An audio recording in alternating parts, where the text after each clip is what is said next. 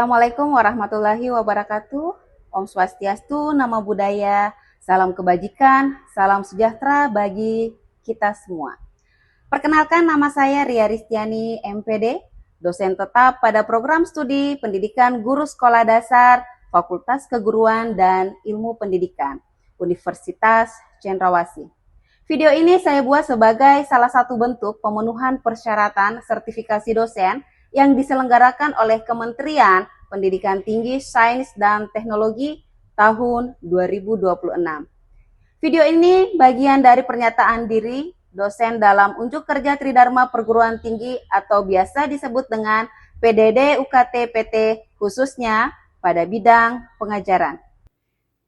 Pada kesempatan ini saya akan memaparkan salah satu mata kuliah yang saya ampu, yaitu konsep dasar fisika kimia pada pembelajaran IPA SD. Mata kuliah ini ditujukan pada mahasiswa semester 2 dengan kode mata kuliah FPSD 4308 dengan bobot 3 SKS. Mata kuliah ini dilaksanakan 16 kali pertemuan tatap muka yang terdiri dari 14 kali pertemuan materi, 1 kali pertemuan ujian tengah semester, dan 1 kali pertemuan ujian akhir semester. Adapun capaian pembelajaran lulusan prodi yang tertuang dalam RPS meliputi CPL 1 menunjukkan sikap bertanggung jawab atas pekerjaan di bidang keahliannya secara mandiri. CPL 2 menguasai pengetahuan konseptual bidang studi di sekolah dasar yang meliputi bahasa Indonesia, matematika, IPA, IPS, SPDP, dan PJOK. CPL 3 menunjukkan kinerja mandiri, bermutu, dan terukur. Dan yang terakhir, CPL 4 mampu menerapkan pengetahuan konseptual bidang studi di sekolah dasar yang meliputi bahasa Indonesia, matematika, IPA, IPS, PKN, SPDP, dan PJOK melalui perencanaan dan pelaksanaan pembelajaran dengan metode saintifik sesuai dengan etika akademik. Adapun capaian mata kuliah yang terdiri dari CPMK 1 mampu menunjukkan sikap tanggung jawab dalam penerapan konsep dasar fisika kimia untuk pembelajaran IPA di sekolah dasar. CPMK 2 mampu menganalisis pengetahuan konseptual fisika kimia yang relevan untuk pembelajaran IPA di sekolah dasar. CPMK 3 mampu mengevaluasi kinerja mandiri dalam penerapan konsep pembelajaran IPA di sekolah dasar. Dan yang terakhir, CPMK 4 mampu menerapkan konseptual fisika kimia dalam merancang kegiatan praktikum sederhana pada pembelajaran IPA di sekolah dasar. Adapun model pembelajaran ini diterapkan dengan menggunakan model pembelajaran problem-based learning yang dipadukan dengan metode ceramah, diskusi, studi kasus, presentasi interaktif, kolaborasi kelompok, serta respon kreatif. Mata kuliah konsep dasar fisika kimia pada pembelajaran IPA SD membekali mahasiswa dengan pemahaman mendasar tentang konsep fisika dan kimia sebagai landasan ilmiah untuk menjelaskan fenomena alam secara sistematis dan logis. Mahasiswa diarahkan untuk mengintegrasikan konsep-konsep tersebut di dalam pembelajaran IPA yang kontekstual dan bermakna, menggunakan model dan metode pembelajaran secara kreatif untuk meningkatkan keterlibatan siswa, serta merancang strategi pembelajaran yang sesuai dengan karakteristik siswa agar fenomena alam dapat dijelaskan secara sederhana dan aplikatif. Materi ini dikaji dalam mata kuliah yang meliputi besaran dan pengukuran, gerak dan gaya, gravitasi universal, fluida, getaran dan gelombang, listrik dan magnet, karakteristik zat, larutan, serta elektrokimia. Setelah menyelesaikan mata kuliah ini, mahasiswa diharapkan memiliki pemahaman konseptual yang kuat sebagai bekal dalam merancang dan melaksanakan pembelajaran IPA yang kontekstual dan bermakna bagi siswa sekolah dasar. Ada 3 komponen utama dalam proses pembelajaran pada mata kuliah ini, yaitu delivery, interaction, and assessment atau DEI. Delivery yaitu penyampaian atau penjelasan materi secara sistematis agar mahasiswa dapat memahami materi dengan baik. Interaction, proses interaksi antara dosen dan mahasiswa melalui keterlibatan mahasiswa dalam kegiatan pembelajaran. Assessment, proses evaluasi untuk mengukur tingkat pengetahuan mahasiswa yang terdiri dari asesmen formatif dan asesmen sumatif. Asesmen formatif untuk penilaian proses yang dilakukan melalui pemberian tugas, kuis, serta penilaian sikap dan keterampilan. Sedangkan asesmen sumatif untuk penilaian akhir berupa ujian tengah semester dan ujian akhir semester. Adapun referensi mata kuliah bersumber dari buku referensi karya saya sendiri, buku referensi dari para ahli, serta artikel berreputasi yang memiliki nilai kebaharuan guna mendukung penguasaan ilmu pengetahuan mahasiswa. Video ini diambil pada pembelajaran pertemuan ke-9, di mana mahasiswa diharapkan mampu menganalisis konsep dasar fluidostatis pada pembelajaran IPA SD. Mata kuliah ini membekali mahasiswa dengan pemahaman mendasar tentang konsep fisika dan kimia sebagai landasan ilmiah untuk menjelaskan fenomena alam secara sistematis dan logis. Mahasiswa diarahkan untuk mengintegrasikan konsep-konsep tersebut ke dalam pembelajaran IPA yang kontekstual dan bermakna, dengan merancang strategi serta menggunakan model dan metode pembelajaran secara kreatif sesuai karakteristik siswa di SD.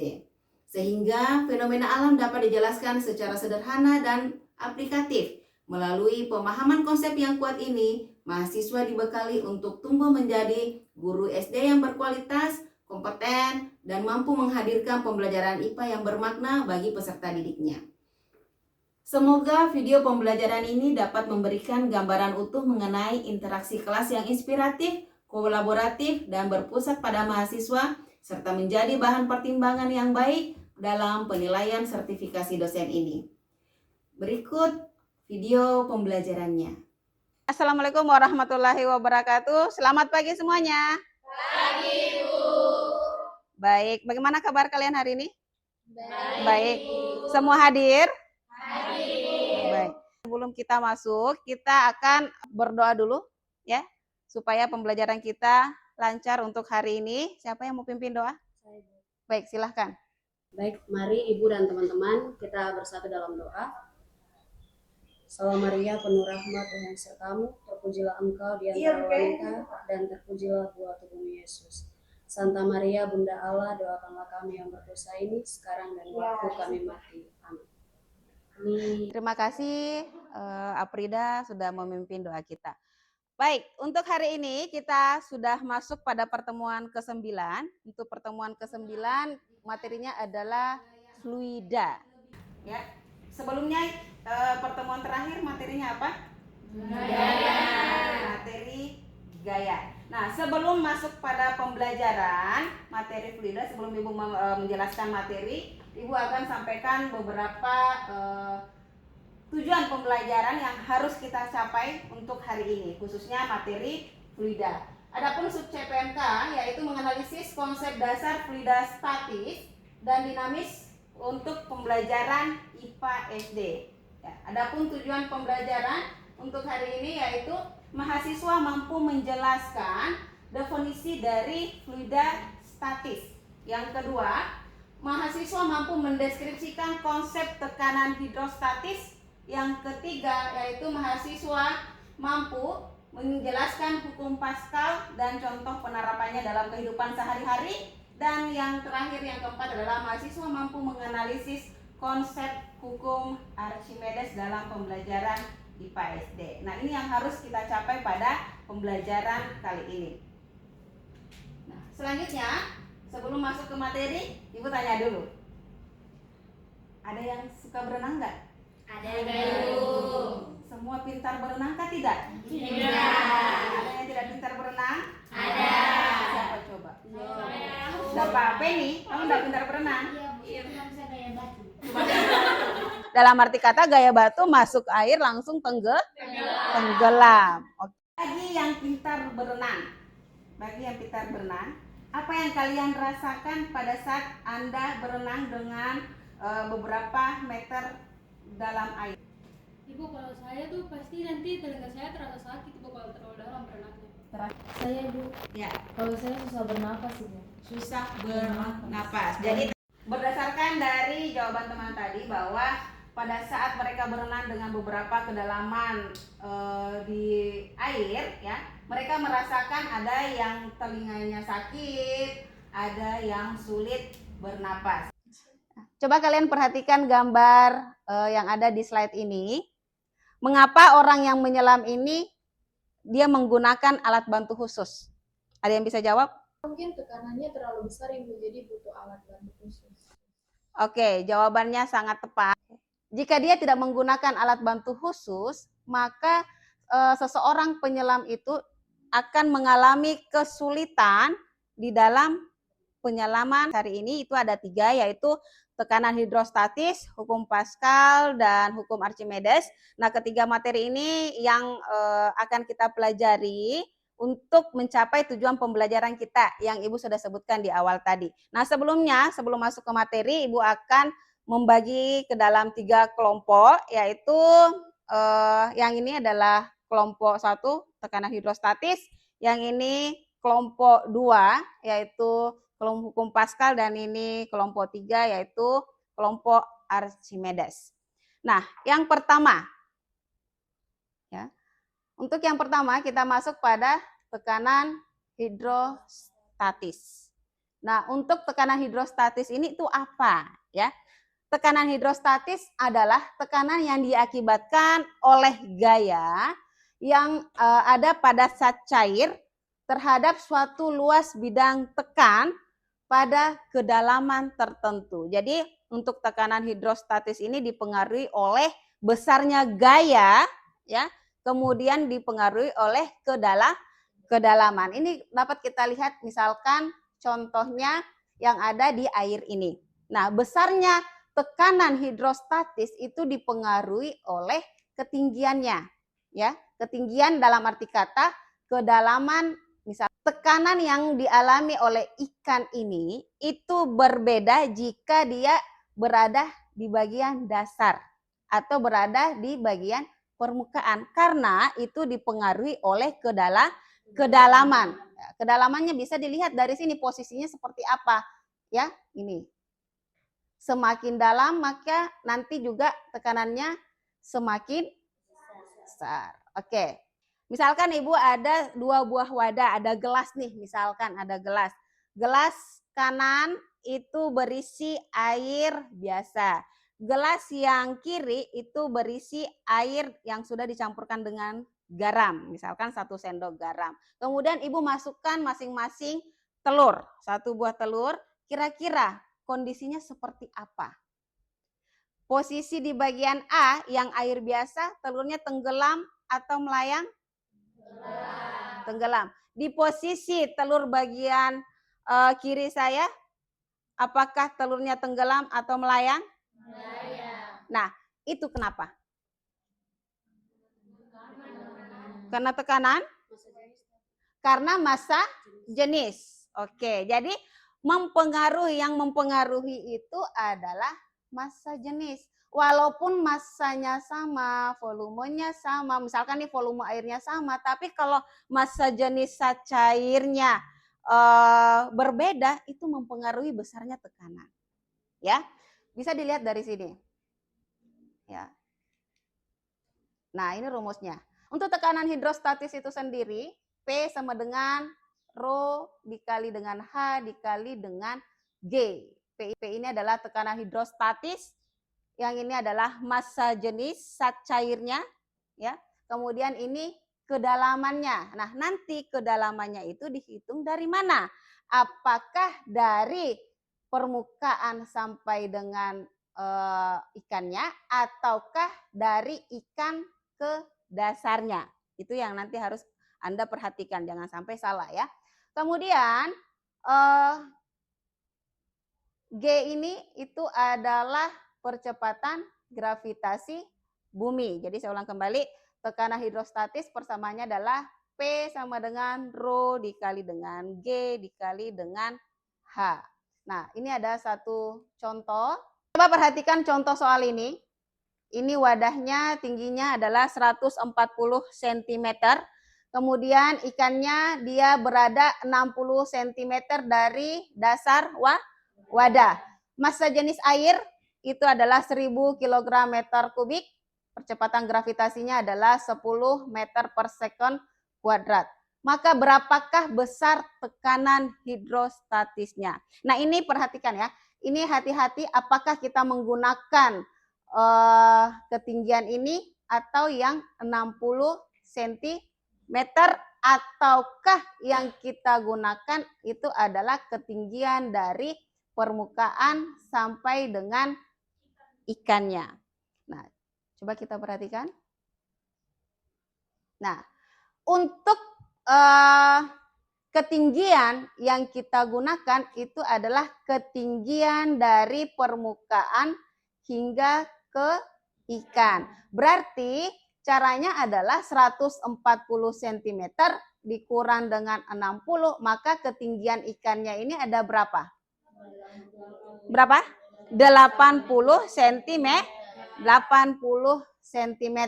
2 cm ini Anda harus konversi ke meter menjadi berapa? 0,8 meter. Udah. Ya. Jadi itu hasil dari tekanan hidrostatisnya ya. Nah, kemudian kita masuk pada materi selanjutnya yaitu hukum Pascal. Nah, untuk hukum Pascal di sini itu menyatakan bahwa tekanan yang diberikan pada sebuah fluida yang tertutup akan merambat sama kuatnya di seluruh bagian dari fluida tersebut. Perhatikan gambar yang ini, seseorang menekan tuas di bagian penampang kecil dengan memberikan tekanan sehingga beban atau benda yang berada di luas penampang besar itu bisa terangkat ke atas. Itu diakibatkan karena adanya tekanan yang diberikan secara merata yang berada di dalam ruang tertutup. Nah, untuk hukum Pascal itu sendiri besarnya sama aja, P sama dengan F dibagi dengan A. Nah, untuk hukum Pascal itu sendiri, karena ada dua piston atau penampang, yaitu penampang besar dan penampang kecil, maka besarnya gaya yang berada di piston kecil atau penampang kecil ini F1 dibagi dengan A1 sama dengan F2 dibagi dengan A2. F1 ini tidak lain adalah gaya tekan yang diberikan pada penampang kecil, A1-nya ini adalah luas penampang kecil itu sendiri. Kemudian untuk F2 atau gaya yang diberikan pada penampang besar, sedangkan A2-nya tidak lain adalah luas penampang dari A besar. Nah, selanjutnya seperti ini. Misalkan nih, mesin hidrolik mengangkat mobil pada gambar di bawah memiliki pengisap masing-masing dengan luas penampang A1 5 cm dan A2-nya adalah 2000 cm. Berat mobil yang diangkat adalah 25.000 Newton. Berapakah besar gaya F1-nya yang harus diberikan pada pengisap kecil? Nah, ini nanti yang kalian akan kerjakan di dalam LKPD kalian, dan masing-masing LKPD yang Ibu nanti akan bagikan itu ada beberapa permasalahan yang ada di dalamnya. Oke, nanti itu dijelaskan. Nah, gambarnya kurang lebih sama dengan ilustrasi yang tadi. Ini kita masuk pada materi hukum Archimedes. Nah, di sini materi ini menjawab tujuan pembelajaran yang poin 4 tadi, ya. Di mana hukum Archimedes ini berbunyi bahwa gaya apung yang bekerja pada benda yang tercelup dalam fluida itu sama dengan berat fluida yang dipindahkan oleh benda tersebut. Nah, di sini Ibu memperlihatkan 3 gambar, yaitu ada yang gambar, ini gambar apa? Balon udara yang biasanya dilihat di Kapadokia sana. Ini ada gambar orang yang lagi berenang di laut, dan di sini adalah gambar beban yang berada di dalam wadah berisi air. Nah, dari ketiga gambar ini, oke, siapa yang bisa menyebutkan ketiga kondisinya, yang mana melayang, yang mana tenggelam, dan yang mana mengapung? Ada yang bisa? Yang melayang saya, Bu. Oke, silakan Penny. Yang melayang yang balon udara di Kapadokia. Ya. Yang mengapung orang yang berenang. Terus yang tenggelam beban yang di dalam gelas. Oke, terima kasih Penny, jawaban yang sangat bagus. Aplaus untuk Penny. Nah, selanjutnya kondisi melayang, terapung, dan tenggelam itu dipengaruhi oleh besarnya gaya berat dan gaya apung. Jika gaya apungnya lebih besar daripada gaya beratnya, maka kondisinya dia adalah terapung. Kalau gaya apungnya sama besar dengan gaya beratnya, maka kondisinya adalah melayang. Kalau gaya apungnya lebih kecil dari gaya beratnya, maka kondisinya adalah tenggelam. Maka modelnya seperti ini. Ada satu media sederhana yang harus kalian lihat. Ada contoh sederhana penerapan hukum Archimedes di kapal selam. Ya, untuk kapal selam itu Anda bisa scan barcode-nya untuk melihat cara kerja dari kapal selamnya. Baik, mungkin bisa dinaikkan handphonenya, kemudian kalian scan barcode-nya. Silahkan. Satu orang aja. Enggak tahu apa tuh. Kamu geser-geser aja. Kasih perbesar.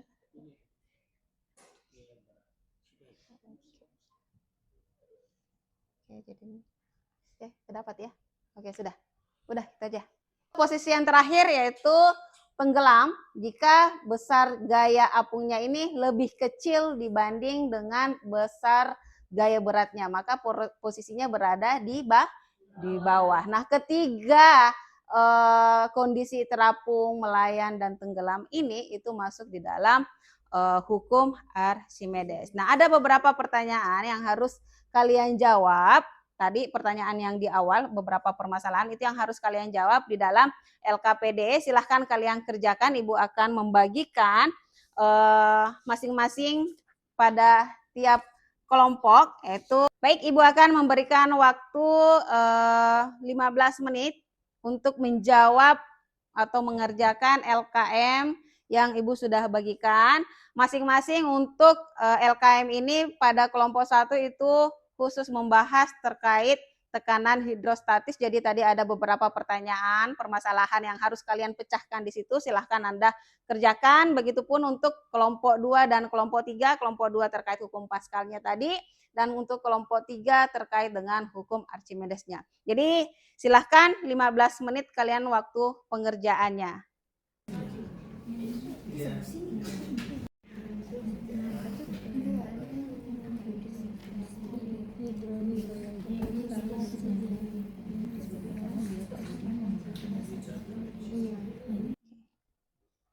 Tulis saja di sini.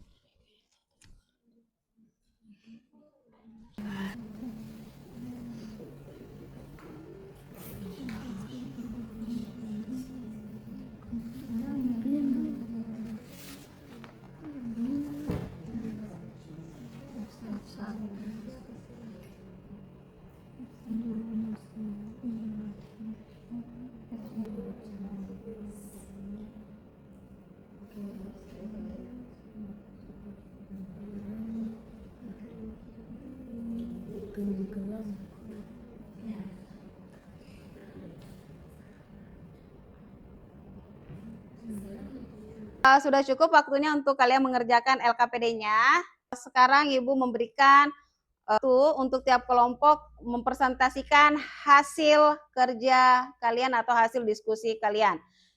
Selanjutnya untuk kelompok Archimedes mungkin bisa maju ke depan. Silahkan untuk menjelaskan atau memaparkan hasil diskusi kalian yang ada di dalam lembar kerja mahasiswa. Oke, selamat siang teman-teman dan Ibu. Kami dari kelompok 3 akan memaparkan hasil diskusi kelompok kami yang akan dibacakan oleh Kak Moses. Oke. Dari kelompok 3 akan membacakan hasil diskusi kami. Begitu di sini pertanyaannya mengapa kapal besi tetap bisa mengapung? Untuk jawabannya meski kapal besi memiliki massa jenis lebih besar dari air, kapal tetap dapat mengapung karena badan kapal dirancang berongga dan lebar. Sudah. Terima kasih. Sekian dari kelompok kami. Terima kasih. Baik, terima kasih atas pemaparannya berdasarkan dari hasil diskusi kalian. Semua kelompok sudah mempresentasikan hasil diskusinya juga. Selanjutnya kita akan melakukan kuis, ya. Untuk kuis ini dilakukan oleh setiap individu. Untuk setiap individu, jadi silahkan mengambil handphone masing-masing dan scan barcode-nya supaya kalian bisa mengerjakan langsung soal di handphone kalian masing-masing. Oke, silahkan.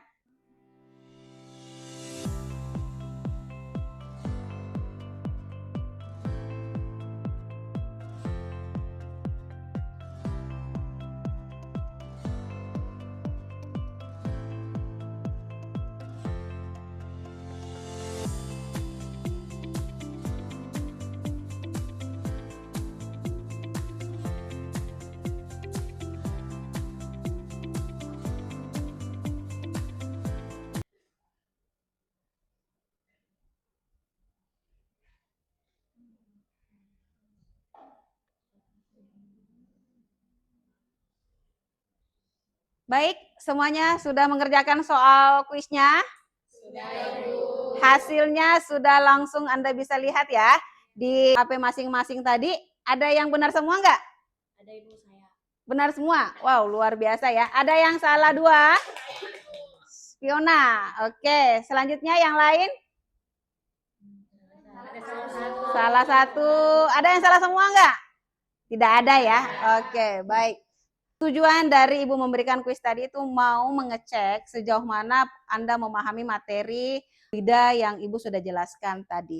Nah, selanjutnya untuk tugas individu minggu depan dikumpul, Ibu akan kirim linknya, tugasnya juga di WA grup kita. Silahkan nanti Anda cek masing-masing ya. Ada yang bisa menyimpulkan materi dari awal tadi sampai di akhir? Mungkin ada yang bisa? Siapa yang bisa? Penny? Oke, silakan Penny. Baik, Bu. Tekanan hidrostatis yaitu tekanan dalam zat cair timbul akibat berat zat cair itu sendiri yang menekan ke segala arah, sehingga semakin dalam suatu titik berada di bawah permukaan, semakin besar pula tekanan yang dirasakan di titik tersebut. Oke, baik. Terima kasih Penny. Itu dah tadi yang bisa disimpulkan untuk materi kita hari ini. Nah, selanjutnya secara keseluruhan materi fluida tadi yaitu diantara materi tekanan hidrostatis, hukum Pascal, dan hukum Archimedes ini itu sangat-sangat penting dipelajari oleh kalian sebagai calon guru SD. Misalkan saat siswa mengamati mengapa suatu benda bisa terapung dan tenggelam ataupun melayang, itu sudah Anda bisa jelaskan nanti pada saat Anda mengajar di SD. Selanjutnya, pembelajaran ini juga ini sudah sejalan dengan apa yang saya sudah tuangkan di dalam buku saya, yaitu konsep dasar pembelajaran IPA, di mana materi ini itu menekankan tentang bagaimana pentingnya Anda memahami konsep di dalam proses pembelajaran. Sekian perkuliahan kita kali ini. Semoga apa yang kita pelajari hari ini bermanfaat dan Anda bisa menerima, memahami materi yang Ibu sudah jelaskan. Sampai ketemu minggu depan, jangan lupa tugasnya dikerjakan, Ibu sudah kirim di WA Group, dikerjakan secara individu, dikumpul minggu depan. Nah, untuk minggu depan materinya masih lanjut yaitu fluida, tetapi fluida dinamis. Sampai ketemu, assalamualaikum dan sampai jumpa minggu depan. Terima kasih. Demikianlah video pembelajaran dari saya pada mata kuliah Konsep Dasar Fisika Kimia pada pembelajaran IPA SD. Terima kasih. Wassalamualaikum warahmatullahi wabarakatuh.